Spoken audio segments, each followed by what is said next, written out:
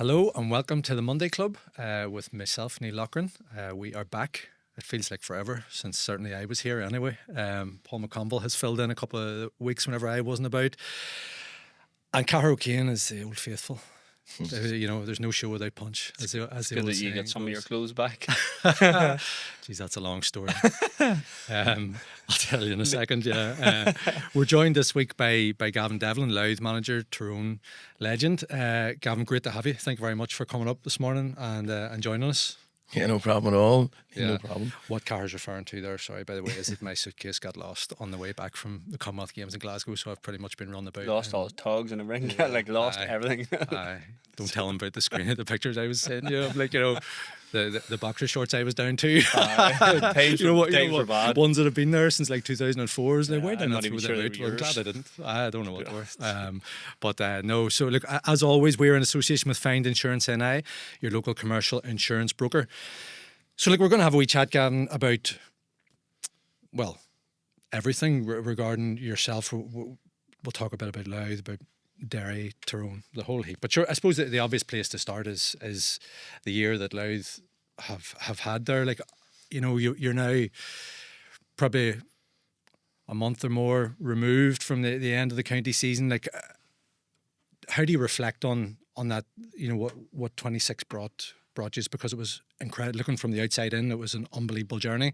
We probably talked a few times here, Cahair, about Louth being like probably the story of the year, near enough until Mayo came and made a late claim for that. Like, Yeah, look, we went on a serious journey, and yeah, there's large parts of it that became magical, and I think all in all, in its totality, that was a super season for everyone. And I think this year, has been a standout season for the game, and yeah, we started out our journey in the start of the National League, and we honestly took it one game at a time. And maybe at the very start of the season, as a group, we spoke about the All-Ireland series. That was one thing that, as a county, as a team, that we never really punched in. Like, they'd won the Leinster Championship the previous year, and even when Mickey's time, we got into the All-Ireland qualifier stages, and we always fell short or didn't represent ourselves well there. And I think in our very first meeting, we put it up on the slides that, if we have a decent National League and we get to that stage of the season, that,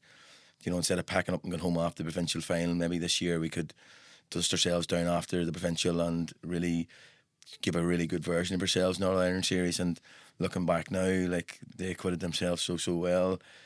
Just along the season, at times it was bittersweet, the National League, we come within a kick of a ball or 1 point from going to Division 1, which would have been absolutely monumental for Louth. And so it was good in one way, and another way, just another wee push, and we could have went into Division 1. And then in the provincial championship with Derry, with Dublin, we underperformed greatly in Portlaoise. So again, that was disappointing. And then we had a brilliant run in the All-Ireland series, and then ultimately in the semi-final we underperformed. And again, Mayo were awesome, as you've seen, but we didn't bring our best stuff in the biggest game of the year. And again, over the last 3 or 4 weeks, reminiscing back on that and watching the clips back, when you get to that stage, you've got to leave everything on the line and do everything you can to make your mark. And in the semi-final, we underperformed, so that was disappointing. Were you able to see, watching that All-Ireland final? Does there then, and obviously Mayo went on to win it, does there be a part of you, like a what if part of you as time moves on, or do you just, is it easy enough to reconcile that and go, it was obviously just Mayo's year, or how do you kind of process that? Yeah, well, I watched it out in Salou. The family went out to Salou straight after the semi-final, so it wasn't in the country, but we went to the local bar and watched it, and it was a great atmosphere out there. Look, I don't think anyone can begrudge Mayo. They've been there and done it, and wore the T-shirt and fell short, and I think that just shows persistence. And even for Big Aidan O'Shea, although he didn't hit the turf, to see him going and lifting an All-Ireland, obviously we'd love to have done it in Louth, but when we fell short, it was great to see the level of persistence that he showed and Mayo showed to keep at it and keep knocking the door, and eventually it opened for them. So no one could begrudge that. Yeah. Does it make you not second guess, but does it make you think about what you do next year as well, in terms of the way that the game went? Their high press you were a running team and they really suffocated it. And do you then start to think, just do we need to kick the ball a wee bit more? Do we need to adapt again here? Or was it just a bad day? Yeah, I think, look, the game evolves year on year. Like you're never the finished product, and even as a coach, like you have your ideas, but you're always open to new ideas and always willing to learn on the hoof. And yeah, I think Mayo did show something new in the game, like that high press against us and against subsequently again against Kerry, like the 11v11s for me now, low blocks against the structure attack moments. Like back in the day when you're 15, the game was played defensively in their terms. Like you could control, like if the opposition scored, it was down to maybe a bad defensive moment, and that is now flipped, where like if the opposition's turn over the ball or don't execute it, probably comes in the back of a bad transitional moment or a bad play. The game's not played in the defensive terms anymore for me, and going into them low blocks. So I think Mayo showed another string to their bow with a high press to see, not conceding territory, asking questions high. Now that leaves you vulnerable out the back door, but I think they've definitely, you'll see a lot more of that, I believe, in next year in 2027. And yeah, definitely kicking the ball now with the 3 up. It's slow to get there. There's a risk reward, and teams still try to control the ball through their hands, particularly the Ulster teams like Armagh and Donegal are supreme at it. Like, but the ability to move that ball through the foot, and when you have weapons up the field that can really avail of that, like it's another string to your bow massively. Just a quick reminder before we go on, by the way, that if you want to access top GA content on the Irish News website, we have a special offer running at the moment for listeners and viewers of the Monday Club. You can get half price access for 2 months by going to irishnews.com, subscribe Monday Club. Gavin, just on that, I was talking to Ronan O'Neill just before the, I think it was before the semi-final, and talking about a few different things, but obviously the teams that you had beaten to reach that stage, and talking about the possibility of coming up against Kerry at any stage, hypothetical stuff, and he was referring to just the way the mindset in Louth had changed, and that you guys had maybe talked about it, like, well, if you end up playing Kerry at some stage, then you end up playing Kerry at some, like that. Whereas in the past, maybe that would have been like big psychological gap to bridge, to be pitting a Louth against a Kerry or something. Like, can you tell us a bit about like how that has evolved over time? Obviously, off the back of the Dublin game you mentioned, the Armagh game, all of that must have just taken you through the roof in terms of the belief that's there. Yeah, look, honestly, it was one game at a time, as I alluded to earlier, and I say we set our stall out early in the year that when we got to All-Ireland series that we'd want to equip ourselves well and be competitive and look anyone in the eye and bring our best stuff out. And as you see in the back of the Dublin game and the Kerry game and then the Monaghan game, like the belief we got from that as a group, it was everything, and yeah, when you get to that stage, you got to be prepared to play who's put in front of you, and everyone knows like the Kingdom and Kerry and the Cliffords and the way they play, like they're awesome. So like, but we were totally focused on ourselves and what we were about as a group, and yeah, like we fancied ourselves when we brought our A game against anyone, and yeah, so like as we went along our way, and like we rode our lucks on many occasions as well, like against Armagh, like that last score in the last moment of the game, like you need luck like for that to happen. But I think the key in that game was for us that like we never gave up, we never went away. Like we could have got that goal at the end, and it could have meant little for nothing, and we had been 4 or 5 down, but we kept them within arm's length, and they had a couple of attacking moments to push the score out, and we made 2 or 3 great turnovers to keep the game within touching distance. And yeah, that's what made the score at the end so special, that we suffered and stayed in the game. And yeah, through the course of the year we had some magical moments and magical performances, particularly even in the National League against Derry and Tyrone. Like that gave us great confidence that we were able to go toe to toe with Tyrone and go to toe to toe with Derry. Like that was magical for us in terms of our development and our mindset, because you got to have that belief that you can come up against teams, because you're never going to play the game on your own terms for 70 minutes. It's whenever you're hitting that rocky period that you can stick with it and suffer and stay in the game and know that you're going to have your moments. So it was finding that confidence and belief throughout the season, and it was just a journey that we went on from one game to the next, you know. And within all that, we had setbacks. Like we won our first game against Offaly in the National League, but then we lost it the next two with Cork and Meath, and we weren't in a great place.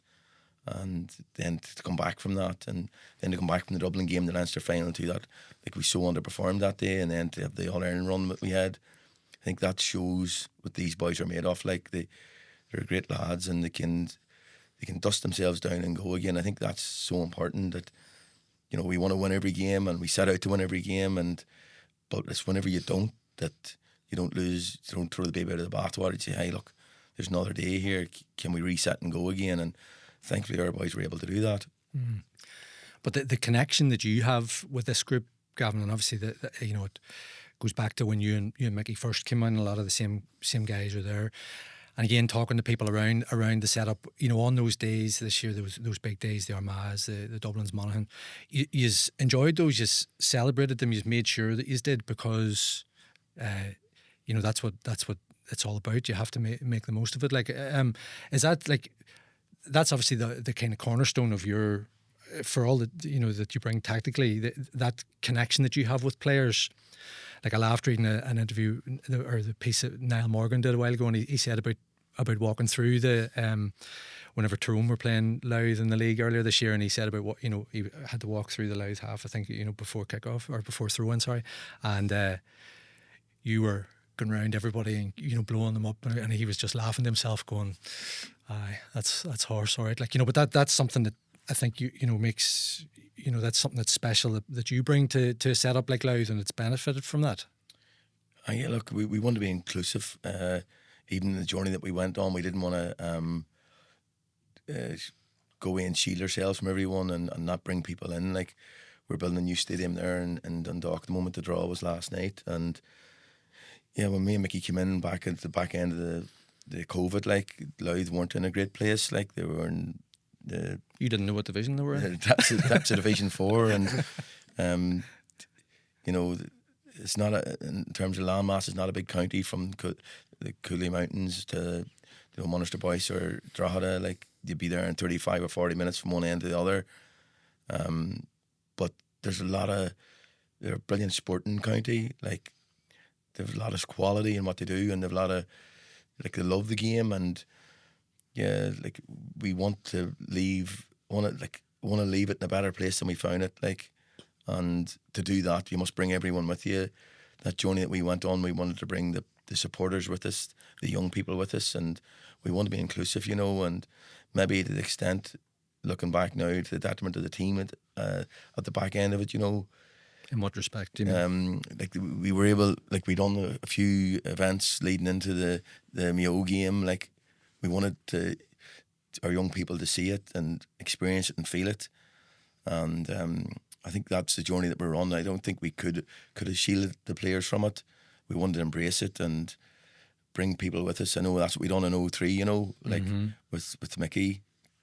We arrived in All-Ireland final, and we decided that, you know, we would do it our way, and we wouldn't look down the road and how someone else done it, you know. So we went down that road with Louth as well, and maybe, like, you have to go there and lose one or two to really find your feet and know how to navigate it. And I don't think if we got there again, we'd probably do things slightly different. But for now, I think it was the right thing to do, that we brought people with us and brought our supporters with us, and particularly for the young people. Like, I'd be involved still with the academies and the Saturday morning there, and like Darver, like, there's 5 or 6 pitches there, and they're all full. And even driving down through Dundalk streets now, instead of seeing Man United jerseys and Liverpool jerseys, you're seeing Louth jerseys, and it's just a completely different way of life now, where that the GAA and Louth is front and centre. And I think that's more, whatever about winning or whatever about cups,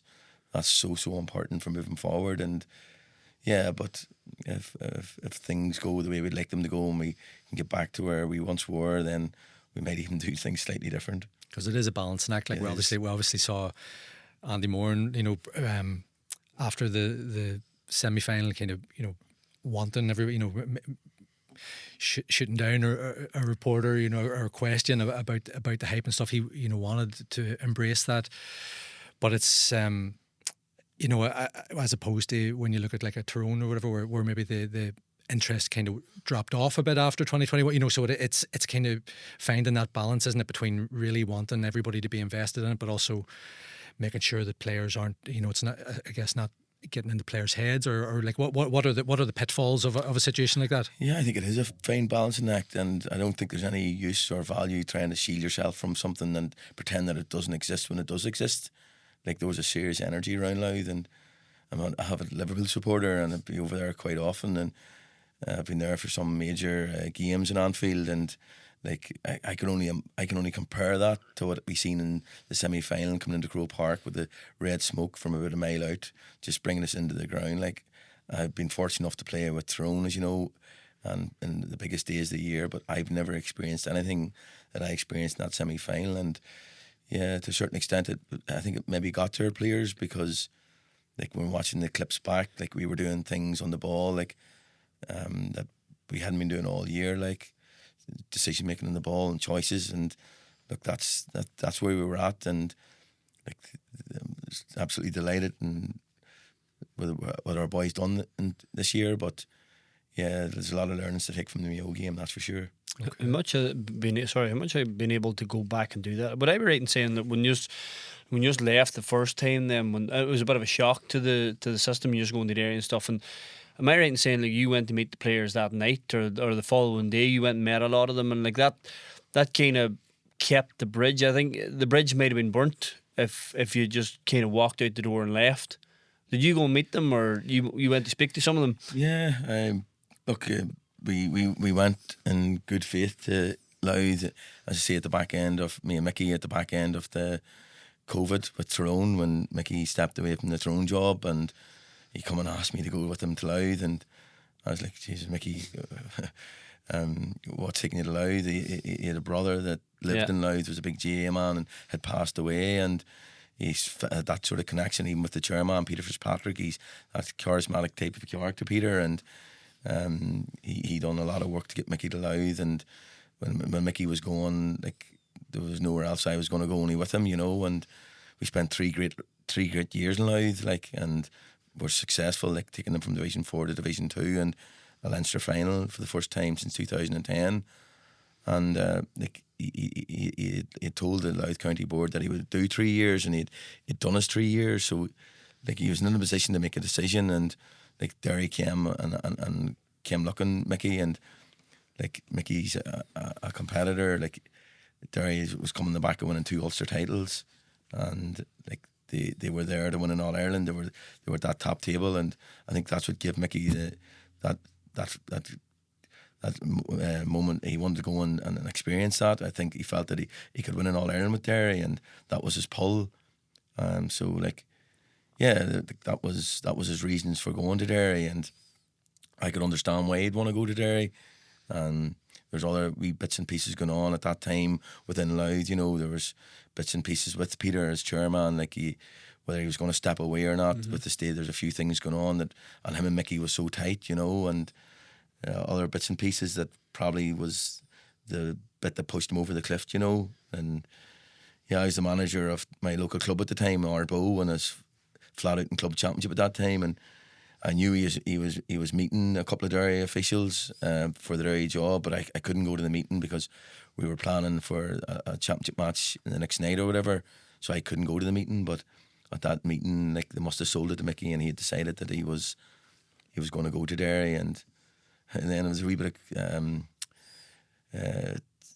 to and fro from me and Mickey. Like, I felt that I thought I could understand why he'd want to go to Derry, but I was so like, I never wanted to go to Louth in the first place, but then I didn't want to leave.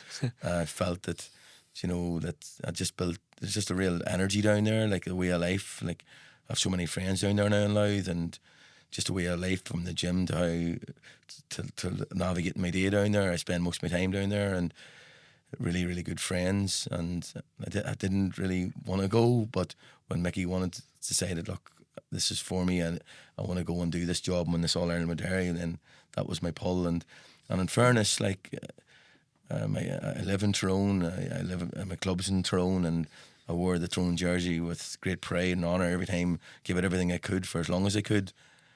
But every other aspect of my life is in Derry. Like, I went to school in Derry. I grew up in Derry. My cousins, Coleman's from Ballerone and Louth, like 93, 94.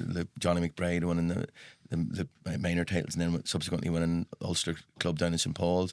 I used to go down the road in the bus with them boys, Paul McFlynn and all. You know, I grew up there, and a large part of my life, like, in Derry. And so in a certain way, I don't apologise for going either, because, like, I wouldn't turn back the clock either. Like, I enjoyed my time in Derry, although we didn't do what we set out to do. Like, we went there to win an All Ireland, make no mistake about it, but we fell short of that. And yeah, like, there's nothing more I'd love more in this world than to go to Derry and win an All Ireland with them players and for the supporters. Like, it fell short.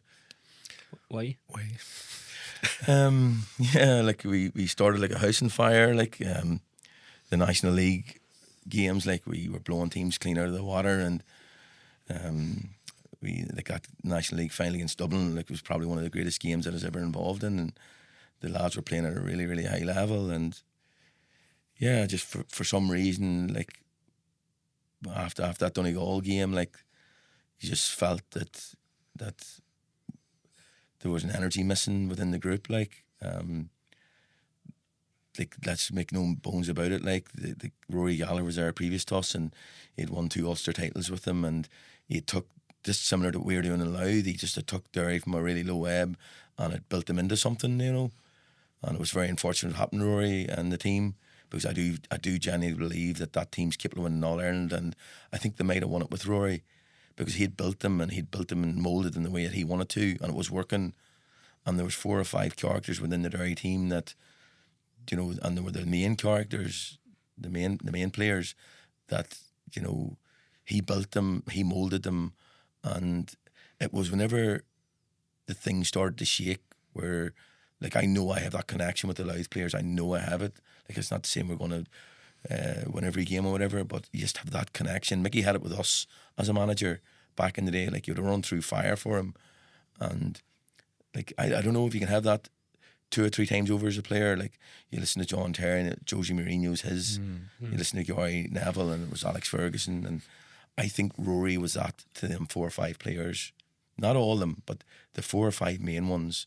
And it was in that moment when you're suffering against an Armagh or Donegal, when, you know, you got to just reset and just tweak things and still have serious belief. It was like, you know, Rory had done this, Rory had done that. And like, Rory's at one end of the spectrum. Were they saying that, or was that the feeling you had? Were they saying that in meetings, or was that? No, I had that feeling, you know, I had that feeling, and I had a really, really close relationship with Chrissy, you know. Chrissy was with me in my club in Ardboe coaching at the time, and so I was getting rumblings off it, you know. And like I was saying, like, Mickey's at one end, Rory's at one end of the spectrum, and Mickey's the complete opposite end, and how he would do things and coach and speak, you know. So, like, it had been even, like, closer together, it might have been more doable, you know. But, like, the team, like, was so close to winning the All Ireland. They had all the attributes to winning All Ireland. I think they've proven that, you know. And it was just so disappointing. And when you knew that was missing, it was so important. Like, I knew really early doors thereafter that, well, there's one thing for sure, I'm not going to hold this team back, or I'm not going to be involved in holding this team back. This team deserves to win an All Ireland, and, you know, if we're not the men or the power to do it, well, then let's step aside and leave it vacant for someone that, you know, that can go and do that. So, yeah, look, and as a coach or as a manager, like, maybe as a player, I doubted myself, but certainly not in this arena. Like, I'm learning every day. I don't believe for 1 second I'm the finished article by any stretch, but, like, I would stand toe to toe with anyone and at any time, and I have serious belief. But I wasn't willing to lift that rock to try and convince someone that or Mickey would be the person to do it. You know, it was their decision, or you know, I just felt against Armagh, particularly Armagh, whatever but Donegal, I felt that day in Celtic Park against Armagh that looking out, like Armagh went on, won All-Ireland, they're a serious team, still are, but they're not that much better than that team that we were on the sideline against in Derry. Like, they're not that much better, so there was something wrong. But I have to say, like, thereafter, like, we, whatever, meeting the Louth boys, I met the Derry boys after the Armagh game, and we had a good chat, and more or less told them, look, this isn't about the next 2-3 years, this is about the next game, this is about the next 5 or 6 weeks in the journey. We're now at the stage of the season where whatever about Ulster Championships or National League, we come here to win an All-Ireland, and we're still well capable of doing that, and there's 5-6 weeks left, and we got to get this right. Like, the supporters just can't see that sort of performance again. Like, this is nothing personal. This is, you don't ever want to see that again. And I felt that day leaving Glass's shop, that there was a connection, there's no contact to say, right, let's do better in this, and we did. Like, we beat that Westmeath team in Newry, and like, you see that they're no bad team, they're very underestimated, Westmeath, and went down and beat Mayo in their own backyard in another super game, who 2 years later won the All-Ireland. Yeah. And like, we were going 3 weeks in a row into Crow Park against Kerry, who were sitting at home watching fresh. On the 62nd minute, I think Rogers kicked a point to equalise. It could have been so different, that journey, and there's a lot of regrets, and a lot of things bug me about it, you know, because I'd love nothing more than, not for Mickey or not for myself, but for them players. I felt that they deserved an All-Ireland, and what happened to them wasn't their fault with Rory. Like they didn't go asking for that, and I felt that they deserved to win an All-Ireland, and the people of Derry deserved to win an All-Ireland. Just disappointing that it didn't happen. I suppose people naturally focus on that month, I suppose, like, and you referenced it there, from the league final, and one of the best games you were ever involved in against Dublin, and then I think it was a month, the Donegal game, how you can go from such an unbelievable high and Derry, you know, being talked of rightly again as All-Ireland contenders, to what happened that day against Donegal. And there was all kinds of conjecture about, you know, obviously the team went on a holiday to Portugal and stuff, and then that kind of talk starts to surface when things don't go well. That's the way it works. And you took I remember seeing you speak about your own conviction going into that Donegal game of how you wanted Derry to play.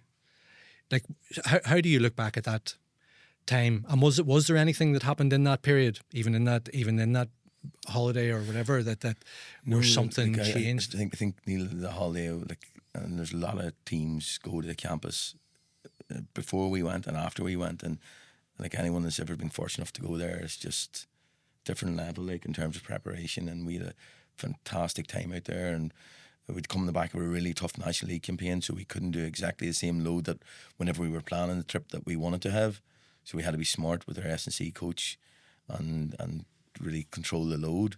But we had a brilliant time out there, both on and off the pitch. Like, there's really good chemistry and all. And like, leading into the Donegal game, I didn't feel that there's anything up at that stage. The only thing that was up was that bodies were starting to break down. Like, Niall Loughlin was an unsung hero for us in the National League against Dublin that night. He was brilliant, and like, he'd gone. He had that osseous pubis. Clucky was breaking down. Garth McKinless, and probably the one weakness Derry would have had was their strength and depth. Like, their best 15 or 16 or 17 players is as good as anything in the country, but thereafter, like, it fell off. And I think that's another thing that hasn't been talked about a lot. It was Paddy McGrogan done his cruciate, not for the Donegal game, but thereafter he done this cruciate, which he's mammoth. So like, him and Garth in the one line, and that half back line that wasn't there, and that driving force, that control on the ball, like, everything was built from that line. And so like, injuries was a big thing. But yeah, going into the Donegal game, like, I felt totally confident. I knew how Donegal wanted to play, and I genuinely felt that we didn't, like, it wasn't best suited playing them in an arm wrestle. Like, when the game organically come, those moments we'll make peace with it. But I felt that we could really do a job on kickouts. We knew Patton had a really long kick out, but we felt that we could force him to go long, and we'd arrive for second balls and dominate the way we did against Dublin. And like, there was no reason I didn't want, I as a coach didn't want to take a step back from that. I didn't want to adjust for Donegal or for Jimmy.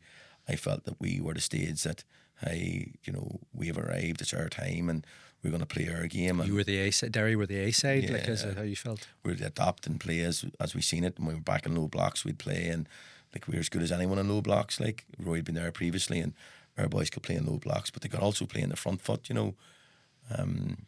But the big thing was the kickouts that day. Like we just were tossed about for second balls, even watching it back, and boys running out the back of us, and maybe that was a sign of where we were at mentally, because like that's them scraps, those second balls, like that's the definition of where your head is, and you know where your fight is and where your mentality is. Like that's for me, that was massive. Like, but that was when the slide began thereafter, you know, and that was when things started to really shake, you know.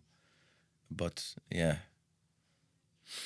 In terms of you and Mickey, Gavin, like, and obviously, you know, you had been there together with Tyrone for so long. Did you see, like, was that a different side of Mickey you saw maybe during that experience with Derry? Because he, you know, you mentioned that like he would be like yourself, I suppose, have that rock solid belief of turning things around. But like, did you? Was there a sense then that like, you know, this is not out of control, but like we can't, like, we're not going to be able to turn this around here, like?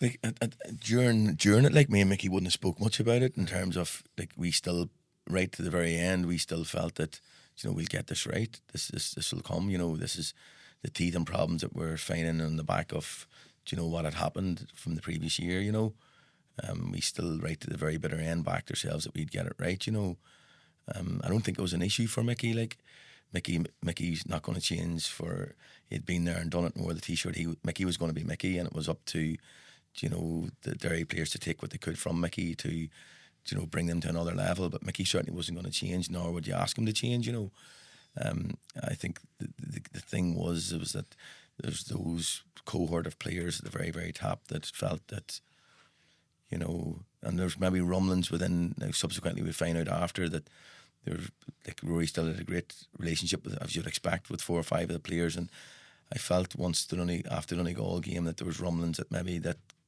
relationship could be rebuilt or whatever, you know, and maybe there was energy within the squad that they felt that, you know, this is happening again the following year or whatever, and That's undermining for the management look, that's there.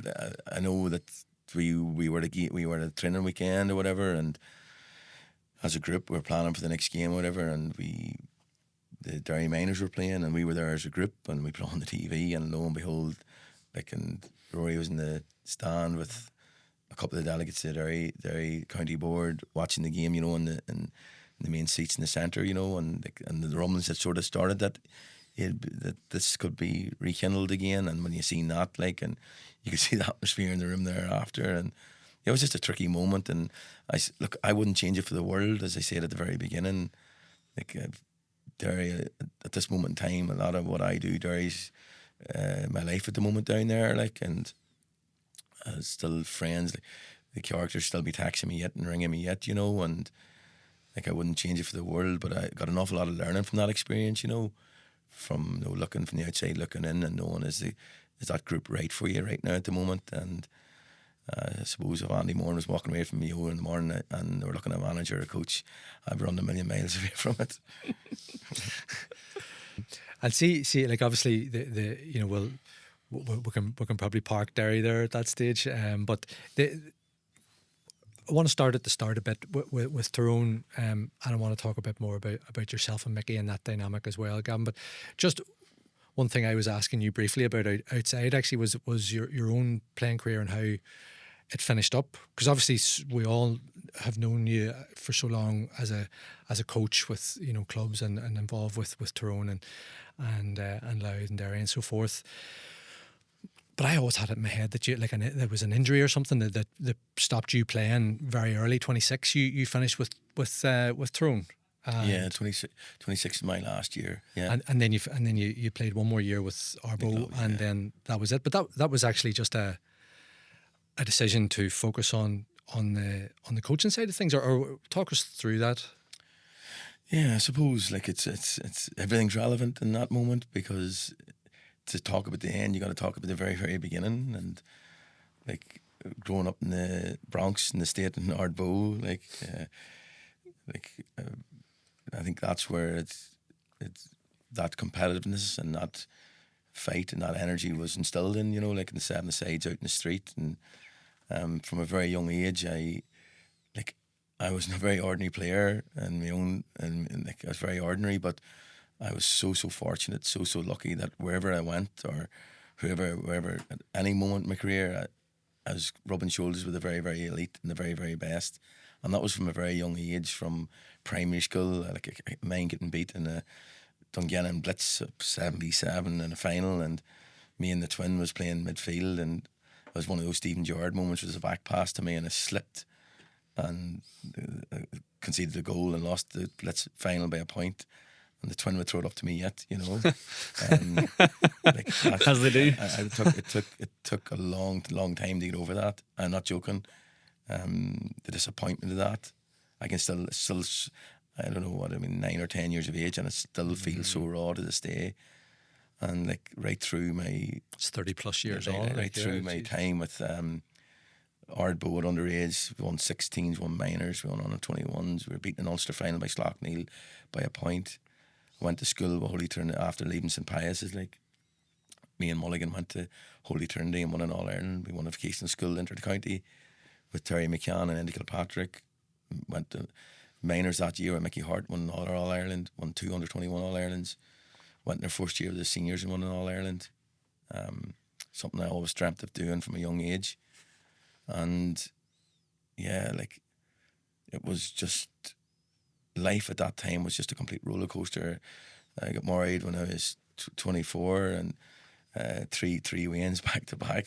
Owen's 24 today, and Cormac's 23, and Conan's 22. I was building houses in Monaghan, and 4 or 5 squad of brickies for Willie John Dolan.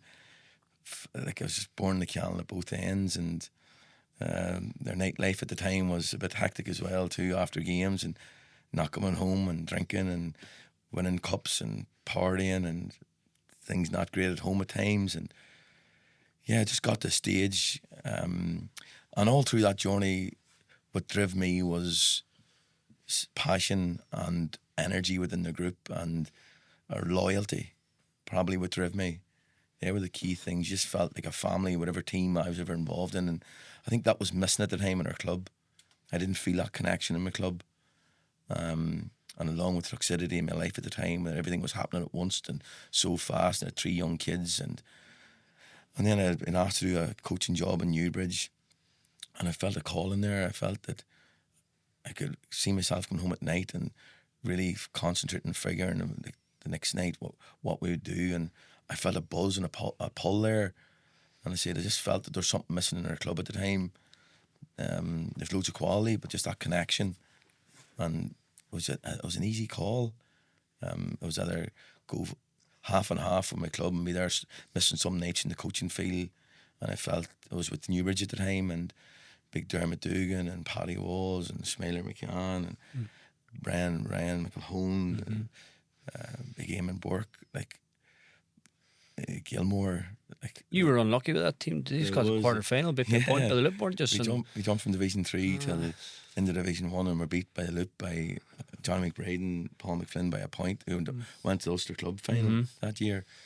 So there was that pull, and I knew I could do something there, and I felt the connection. They wanted me there, and maybe not just so much the other way at the club where they wanted me there. So it was an easy call. So looking back now, I wouldn't change it either. As part of that as well, Mickey has said repeatedly as well, that if you, I think his quote was in 2 different books, if you had pace, you'd have been the best defender he'd ever seen. And I don't know if you take that as a compliment or an insult. That is.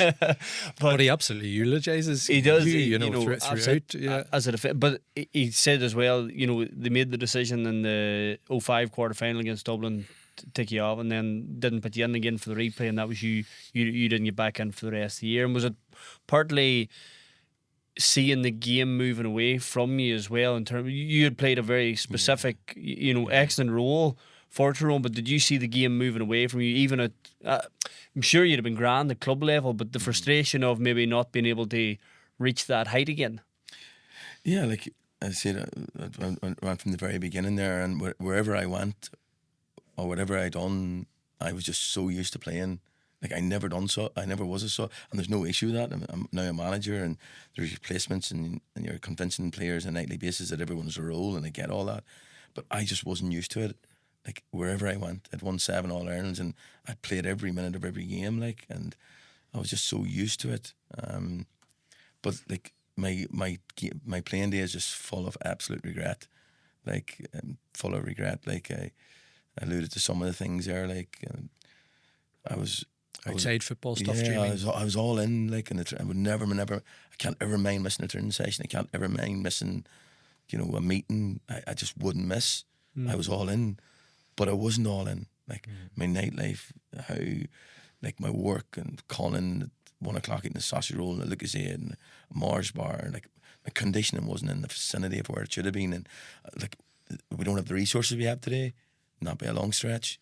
Don't get me wrong, but like Sean Cabinet didn't have the resources, but look at him. Philip Jordan didn't have the resources, but look at him. And like that's full of regret. Like played with a handbrake up, played a certain role for the team, covering spaces, getting the ball, laying it off to Jordan, and boys come flying past you, doing the right thing, but not expressing myself. And I think there's a lovely feeling in that as well, because I'm stressed out on a nightly basis in the training field, like play with a handbrake down, play because I say I won 7 All-Irelands, and I probably would give every single one of them back again to have my career again, and maybe not even a successful career, but have it the way that I'd want to play and have it the way that I'd want to be involved in any team. But yeah, look, I wouldn't give it back, and like had some unbelievable experiences, as you could expect, like with some unbelievable characters, and Mulligan and young like Brian McGuigan. Like I grew up with Brian, and from primary school right through, went over to his house. Behind his house is a wee school pitch, and that's where we had learned our trade. And like we didn't see the best of Brian. Like he got a leg break, and then after that he got a real bad dirty tackle in a yarn in his eye, and at a really young age he was the greatest player that I ever played with, like by a stretch. Like he's magic in the way that you try and incorporate it in your players now. Like he's just such a competitor. Like you'd been 3 or 4 or 5, 6 points up, and you wouldn't have knew Brian was in the pitch. But the very second that the game started to shake or you were in trouble, that's whenever he come alive. And he was such a competitor, and he was so, like, he was a brilliant teammate. He was one of those players you'd have wanted because he was so selfless in everything that he did. He wasn't a selfish player. Didn't want to be seen under the radar. But boy, he is effective. He was something else. And we didn't get to see the best of him. Like the year in 2005, one of his best years, like he was away in Australia all year. He didn't come home to like, I think there's a game gone, Ulster Championship, when he came home. Right. So like he hadn't trained at the level he should have been trained at. And boy, he was magic. So yeah, like that's the journey that I was on. I was so fortunate to play. Like went to school with Mulligan. Like wow, like he was that sort of a maverick even in first year. Like he was just a complete maverick of the game, and yeah, like I was so fortunate. But I was just reading, funny, I was just looking back at Mickey's books this morning, and there was a story in it that I hadn't recalled or hadn't remembered seeing before, but he said about the morning of the 2005 final, and so you weren't in the team, and Conor Gormley was on Owen Brosnan as such, and that the meeting, and he told Conor Gormley to go with Brosnan, and then when you left the meeting you went to Mickey and said, Mickey, you're wrong. If Conor Gormley goes with him, that's what Kerry want us to do. And the bit of the story wasn't finished in terms of, did he then alter the plan and go back and say to Conor Gormley, actually don't go with him? Did he take that on board? And obviously that was you, like you're in the coaching mind frame there already. No, I'd played against Brosnan myself. I know Conor's a completely different player to me. Like he'd play the game a lot different than I would, and I just felt there's a balance to be struck. Like you got to play every moment in front of your face, depending on the orientation of the ball and the players around you. There is times to go and lock in and own Brosnan, but I'd seen even the year before against Kerry how he would drag you out and bring you to where he wanted to go, and then spin and get in behind you, and like we had so much success the previous in 2003 with Kerry, like with blocking up the spaces against Scooch and all.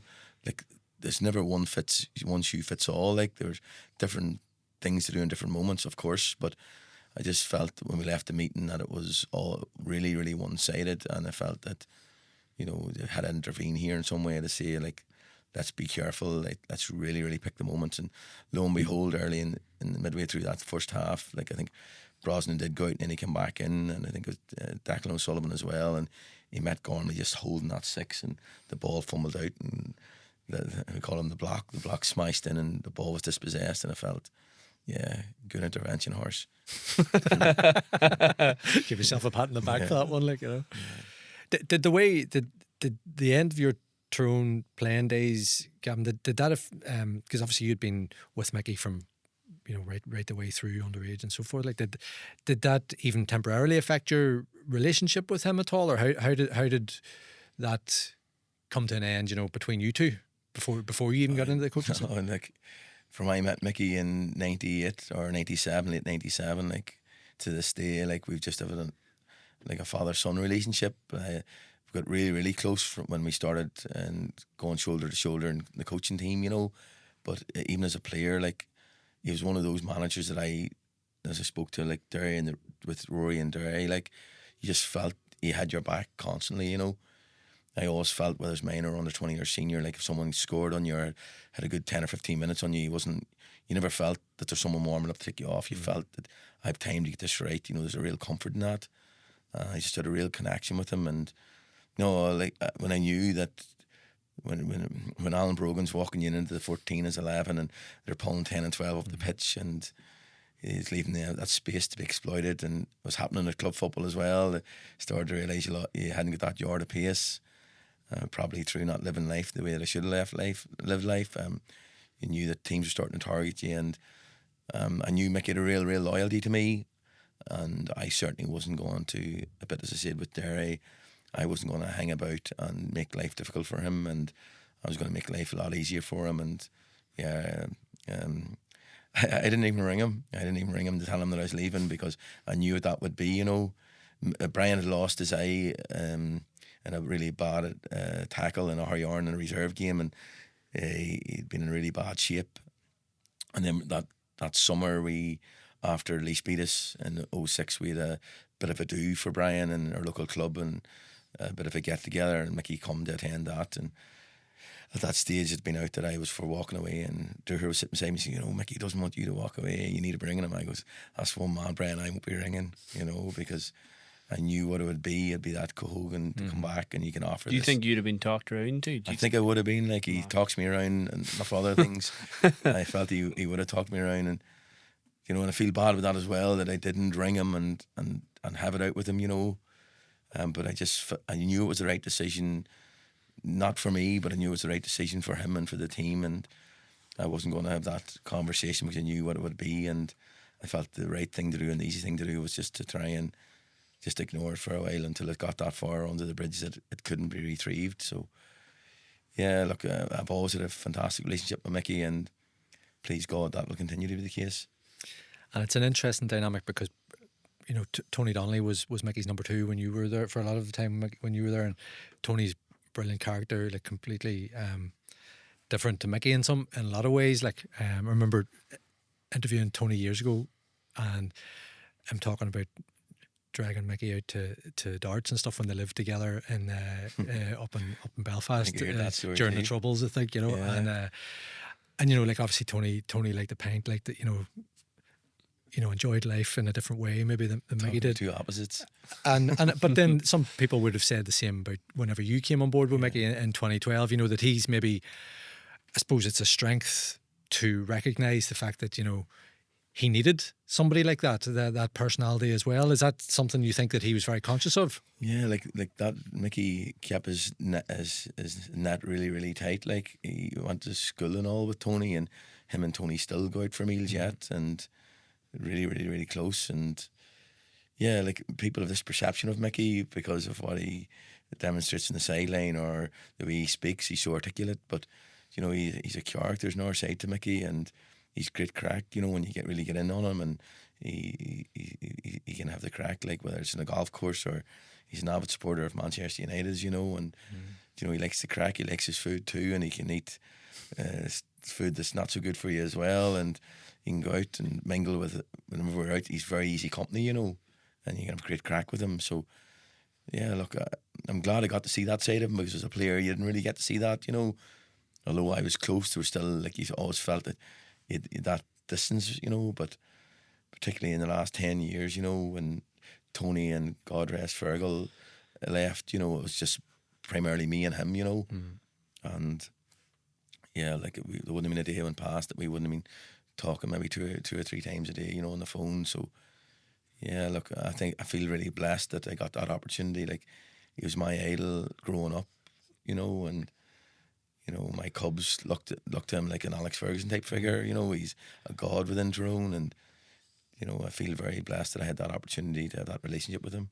To go back to the end then as well, because it nearly sort of escaped my head, but the way that it then ended for Mickey and Tyrone at the end of 2020, and I suppose how you feel about that, and how you feel about the team subsequently then winning the All-Ireland, and do you feel that you would have won the All-Ireland in 21 if you had been there, that it was coming, or are you able to remove yourself from it and say maybe the wee bit of freshness helped it or whatever? Like, how do you feel about all that? Yeah, look, I felt very lucky as a player to represent my county at minor, under 20 and senior level, you know, and then to get an opportunity for another 10 years to go along with the greatest manager we ever had, to stand shoulder to shoulder with them on the line and represent my county again. Like, there's people in my club would regularly throw it out that, you know, all he ever was interested in was his county, and for a large part they'd be right. Like, that's all I ever dreamt of. I dreamt as a young boy of climbing those steps to the Hogan stand as a player and lifting that cup. You know, that was it. Like, I mean, like, I grew up in the Bronx. We didn't have a lot of money, but I mean, my mum and dad taking me in the train to watch McCabe and Plunkett Donaghy and them boys playing in '86. Like, I was 6, but I still mind that train journey, you know. I just had that bug to play for that white jersey, you know. It was my life.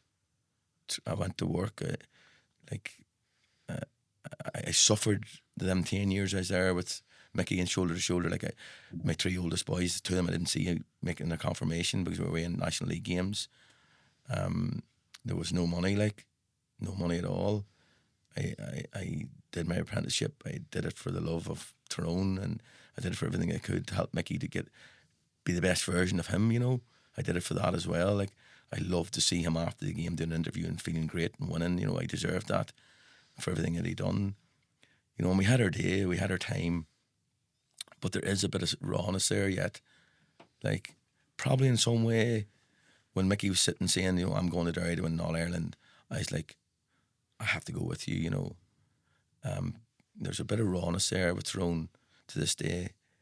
Like, Mickey won minor, won under 20, won senior, was there for 10 years, built that team in his with his own 2 hands, that new team. Like, when I first went in, Mulligan, McGuigan, Philip Jordan, Pascal McConnell, that team had just come to its end. The year I came in was the year them boys just stepped away. So we had a brand new team to build, like Niall Sludden, Tiernan McCann, Petey, Matty. We had to build a new team, and we built it with our own 2 hands. Yes, they might have won the All-Ireland because Mickey left and they got that wee bit of freshness. That could have been a reason why they won the All-Ireland.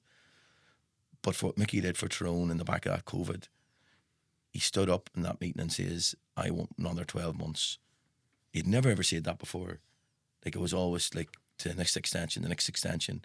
Mickey had made it quite clear that he was looking one more 12 months on the back of that rotten COVID year where we played Donegal in the Ulster Championship, changing in the middle of a stand, and it's blowing in hailstones on you. As we're Donegal, we're over getting changed up in the Villa Rose, you know. We'd been beat the previous year in the All-Ireland final. Like, he deserved that 12 months, in my opinion. And the way that it was done was nothing short of absolutely rotten. And yeah, like I would have died for that Tyrone jersey, but I look at it today and I don't have the same feeling for it.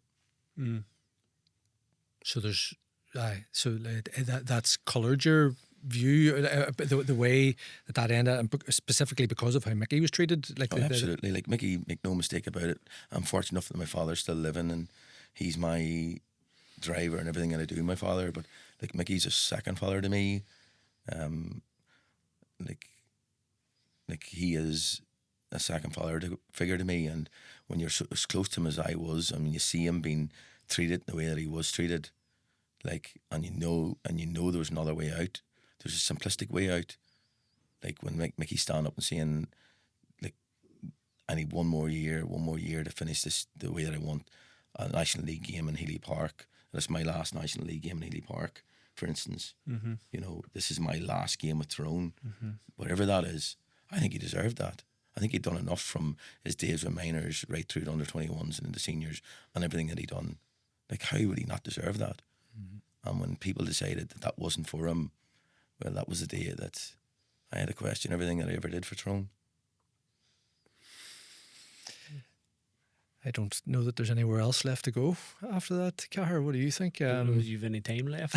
probably no time left. You're clock watching. No, but look, I think we've covered a lot of bases there, Gavin, and I really appreciate you being so honest. Coming in here today and talking about so many of those issues, because we did kind of fire everything at you at different points.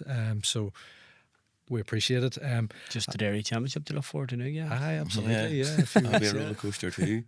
Yeah, it'll be Slaughtneil on Sunday. Slaughtneil, yeah, and you have Glen there, and you have Newbridge there, and yeah, like it's so competitive, the Dairy Championship, isn't it?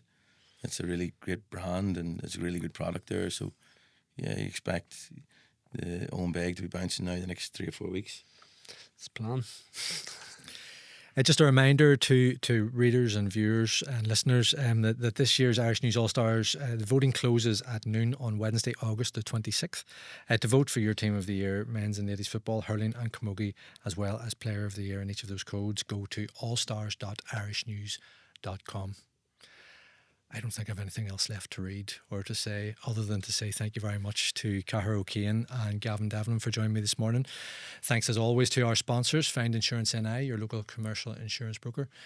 And as we have started back up with the Monday Club, we will be back next week and for the foreseeable. So make sure to like and subscribe wherever you listen or watch, and we will see you next week.